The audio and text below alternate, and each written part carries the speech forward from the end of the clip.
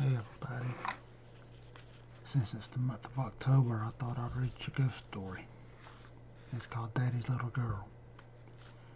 Hey Matt, come over here and look at this, Wendy Holland said. Coming over, he looked down at the frazzled looking teddy bear she was holding. Where'd you find it?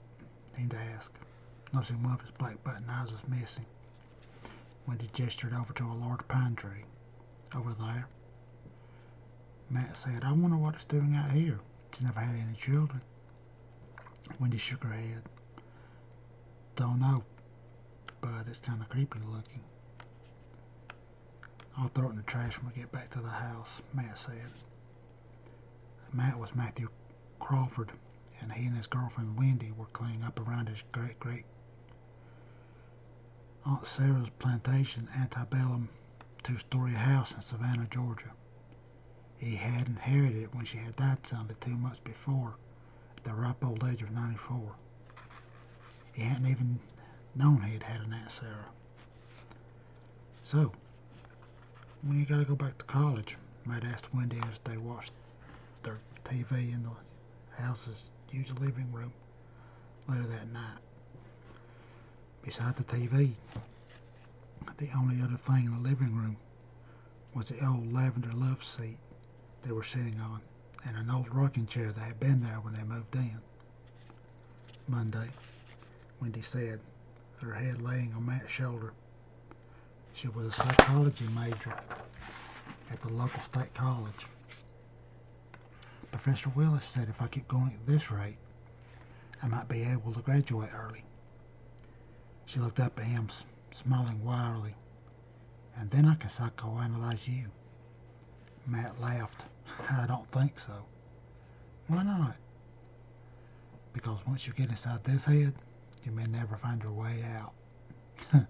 I doubt that, Wendy laughed. Matt looked down at her. What's that supposed to mean? Nothing, Wendy replied coyly. When there was a noise outside, she jumped. What was that? Don't know, Matt said. Getting up, he went over to the door. Looking out, he didn't see anything. Shutting it back, he looked back at Wendy. I don't see anything. Coming out of the house the next morning, Wendy saw their dog Daisy lying in the front yard, something between her paws. Hey, what you got there, girl? Looking up at her, the big St. Bernard wagged her tail. Reaching down, she picked it up, and when she realized it was the teddy bear she had found yesterday, she looked down at Daisy. Did you get this out of the trash?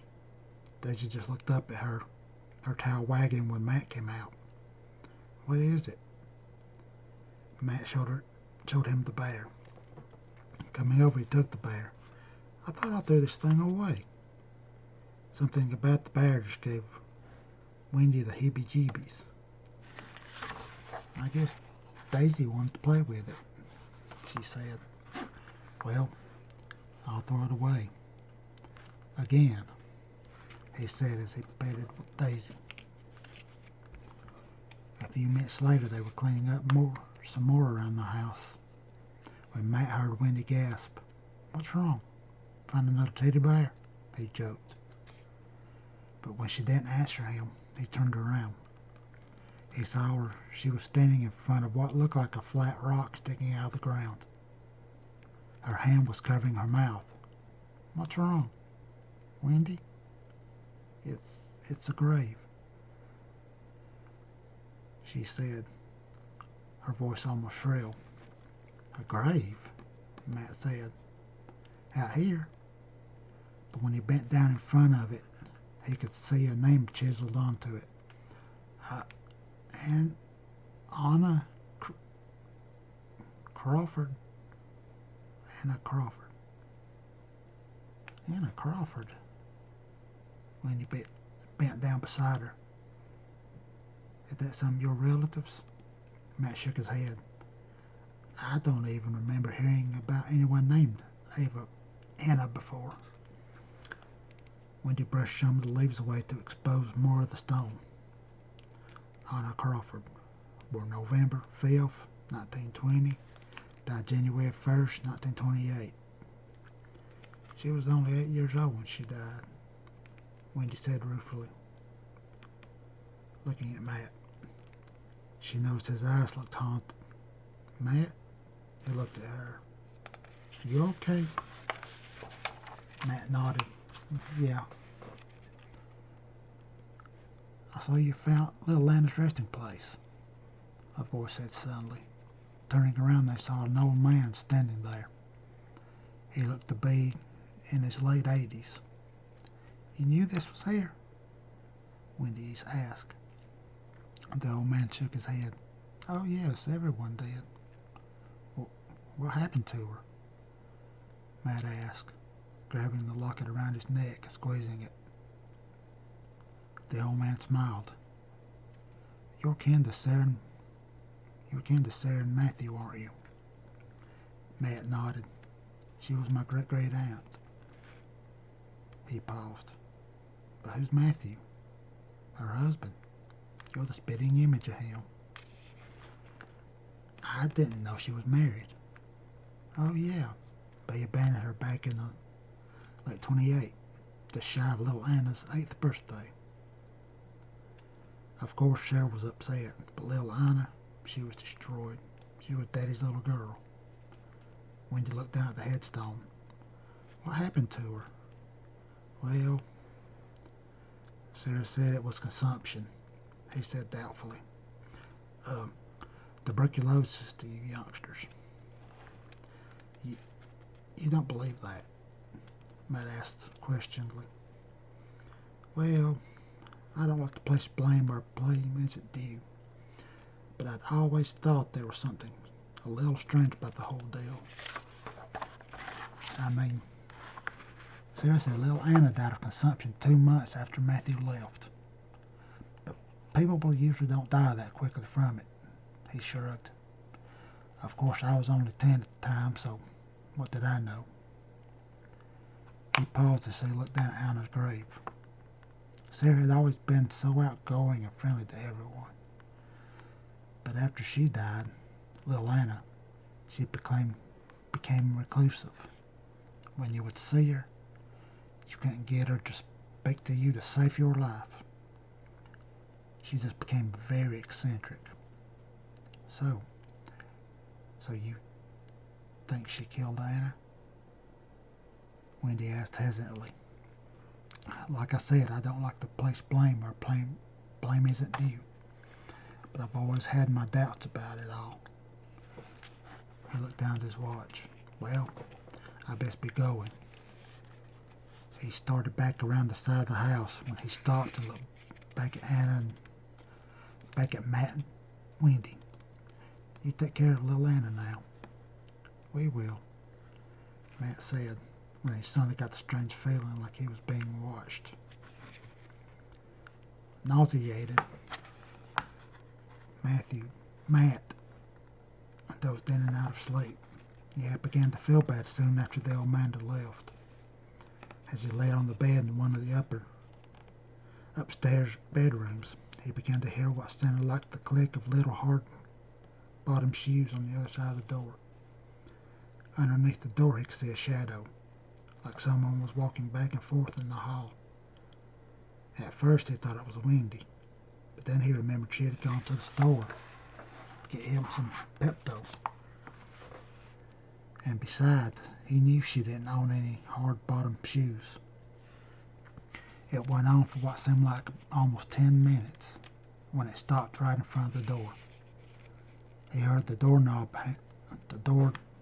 began to rattle like someone was trying to get in. Raising up, he could see the knob moving back and forth as it began to open. Tensing, he sat up in bed when Wendy came in. Closing his eyes, he let out a sigh of relief. Seeing the odd look on his face, Wendy said, Is something wrong? Opening his eyes, Matt looked at her. He shook his head. No.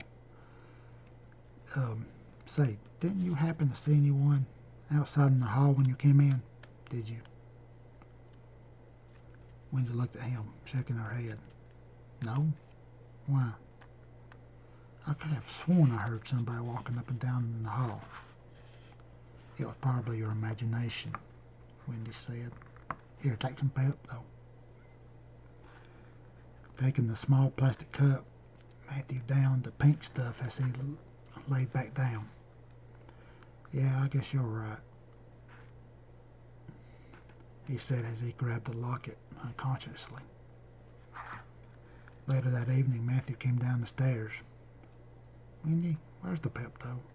But she wasn't there. He went into the kitchen. Wendy, you in here? She wasn't there. He went into the parlor. Wendy. But she wasn't in there either. Sighing, he went to the back door. Looking out, he saw Daisy in the backyard when he noticed the odd way the St. Bernard was acting. She was running around, hopping and jumping. She then would get down on her front paws before jumping up and running around some more, almost like she was playing with someone. But there was no one out there. Hey, you're up. Feeling better? Wendy asked, coming up beside him as she put an arm around him. Still feeling a little queasy, Matt said. Wendy looked out the door. What are you looking at? I was just watching Daisy. Looking back out, they could see she was lying out on their side, like she would do when they would rub her tummy. Her tail wagged contentedly. What's she doing? Wendy wondered out loud. Matt shook his head. Don't know. He went out on the back porch. What are you doing, girl? Jumping up, the St. Bernard looked at him as she wagged her tail. But then she looked off to her left as she started to bark. But Matt could tell it wasn't an angry bark. It was more like a bark like she wanted someone to come back and play with her. Going out into the backyard, he tried to see what she was barking at, but he couldn't see anything except little Anna's headstone. Looking back at Daisy, he could tell she was looking straight at it. Back outside later that afternoon, after the strange incidents with Daisy, Matthew was cleaning up some brush when he thought he heard someone calling. But when he looked around, he couldn't see anyone. Wendy was straightening up some more inside the house. So bending over, he picked up some more branches, tossing them onto the pile he had made when he heard it again. But again, when he looked up, there was no one there. Something made him look at Anna's grave. Above it, he could see a white mist. Rubbing his eyes, he looked again. The mist was gone. He tried to go back to work, but no sooner as he bent over, he heard someone call out again. But this time it sounded like someone was singing. Matt listened. There, what is it? He had heard it before. Then it came again. It was a ring around the rosy. Just then he got that creepy crawly feeling like he was being watched. He headed back towards the house as he noticed the white mist over Anna's grave again. He found Wendy in the parlor. Were you singing? Wendy shook her head. No. Well, I could have sworn I heard somebody singing. Ring around the rosy. Wendy shook her head. Well, it wasn't me. She paused. And why would I be singing that anyway? That's a child's song. Matt nodded his head. It is, isn't it? Wendy realized he was troubled. Are you okay? Yeah, I'm fine.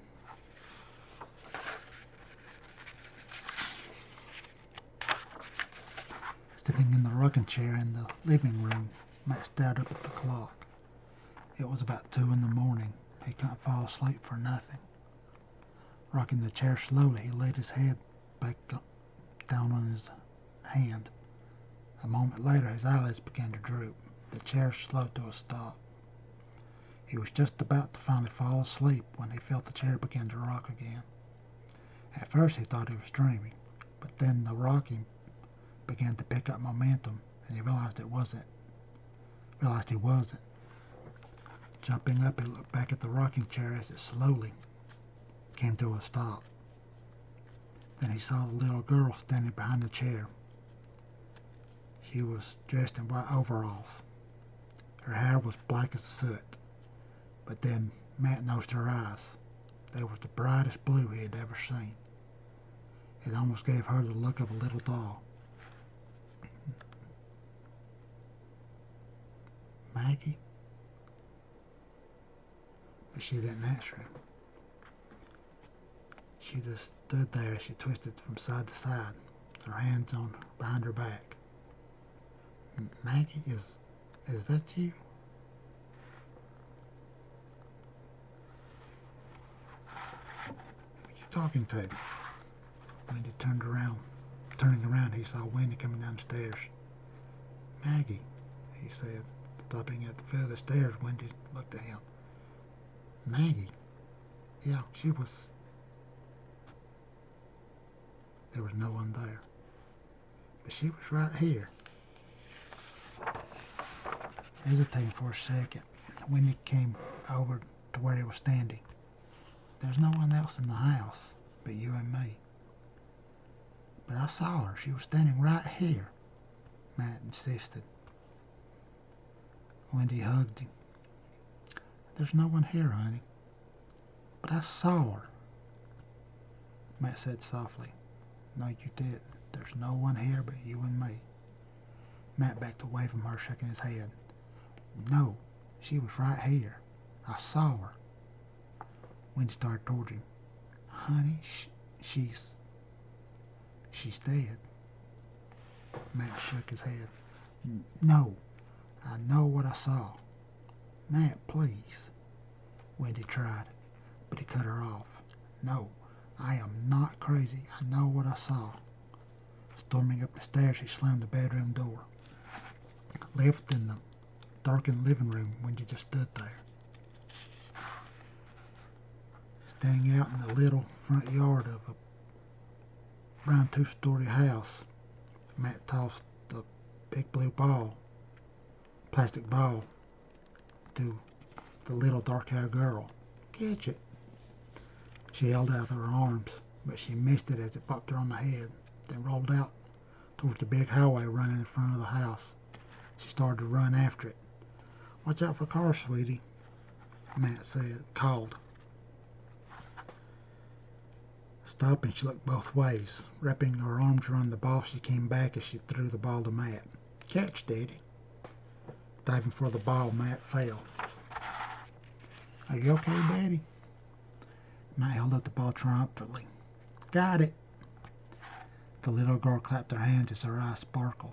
Good catch, Daddy. But then the phone rang. Matt got up as he handed the ball to the little girl. I better go get that. Give me a hug. As she did, Matt could smell lilac perfume. He looked at her. Is that Mom's perfume?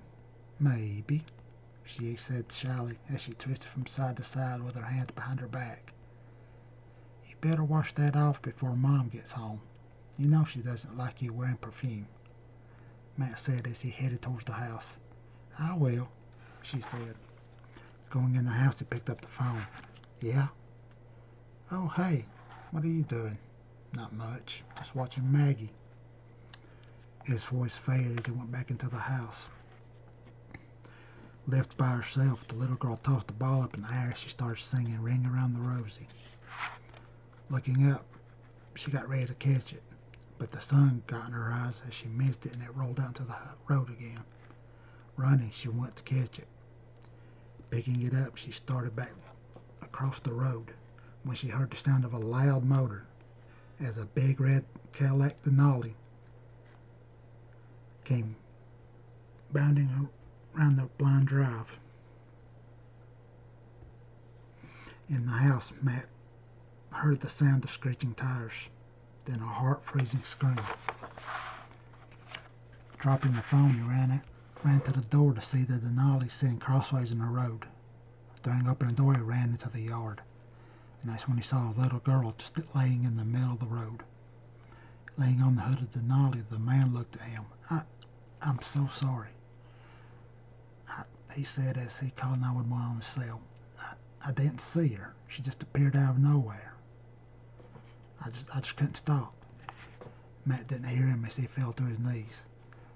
Maggie, he said quietly as he pushed her short black hair out of her face. He could see her little white jumpsuit was stained with bright red blood. Opening her eyes a slit, he saw her eyes, which had always been the brightest blue, were now dull and blurry. I'm cold, Daddy. It's okay, sweetie, I'm getting some help. She smiled as she closed her eyes. Matt saw her chest quit rising as he heard the ragged breath stop. Matt felt a knot come up in his throat. Maggie? Sweetie? She didn't answer him. Something uncontrollable took over him. Jumping to his feet, he went after the man. You son of a bitch, you killed my daughter. The man held his hands as he tried to back away. I'm sorry, I didn't. He didn't get to finish as Matt decked him. The cell hit the pavement as it shattered. Jumping on top of him, Matt started to well away. You fucking bastard. Waking up, Matt sat up as he cried. When he sat up beside him, what's wrong, baby? I was dreaming about Maggie again. Matt said breathlessly. Wendy laid her head on Matt's shoulder. Oh, baby, I'm so sorry, she said, rubbing his back as rain pounded on the roof. She had only met Matt 2 years ago. Maggie, his daughter from his first marriage, had been killed 2 years before that. Matt and his wife had divorced not long after because she had blamed him for the daughter's death, and so had he. As he sat there, he thought he smelled something familiar. Raising his head, he looked at Wendy. Do you smell that? Wendy shook her head. What does it smell like? Matt sniffed the air again. Whatever he thought he had smelled was gone. He shook his head. Nothing. My mind must be playing tricks on me. Lay down and try to get some sleep, Wendy said. Matt did lay down as he grabbed the locket around with Maggie's picture in it. Lying down beside him, Wendy laid her hand on his shoulder. Monday morning, Wendy came down the stairs to find Matt already sitting in the living room. What are you doing up so early? Well, I had to see you off on your first day back to school, Matt said, getting up from the rocking chair. Wendy smiled. Oh, you didn't have to do that. She noticed he had already had his shoes on and they were wet. Have you been outside? Matt looked down at his shoes. Oh yeah, I thought I heard something. He shook his head. It was nothing.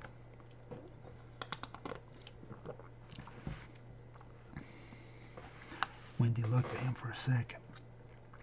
Well, I'll be back about 3. She started out the door, then stopped as she looked back at him. Are you going to be okay? Matt nodded. Yeah, I'll be fine. Wendy hesitated again. Well, I better get going. I don't want to be late. Matt nodded. Okay, be careful. I will, Wendy said. Getting in her car, she waved as she drove away. Waving back, Matt waited for her to disappear before going back into the house. Shutting the door, he stood there as he listened to the empty house. It just seemed so quiet. Turning around, he opened the door. He stood on the porch when Daisy came up, sitting down at his knees, at his feet. Kneeling down, he patted her on the head. Well, looks like it's just you and me today, girl. But suddenly, Daisy jumped up as she disappeared around the corner of the house. Matt stood up. Where are you going? Going around the side of the house, he found her sitting on her hunches, staring intently towards where Anna's grave was. "What are you looking at, girl?" When he noticed the white mist was back. Coming home later that evening, Wendy opened the door. "Matt, you home?" But there was no reply, just an eerie silence. Putting her pocketbook down on the couch, she went upstairs. "Matt, you up here?" Silence.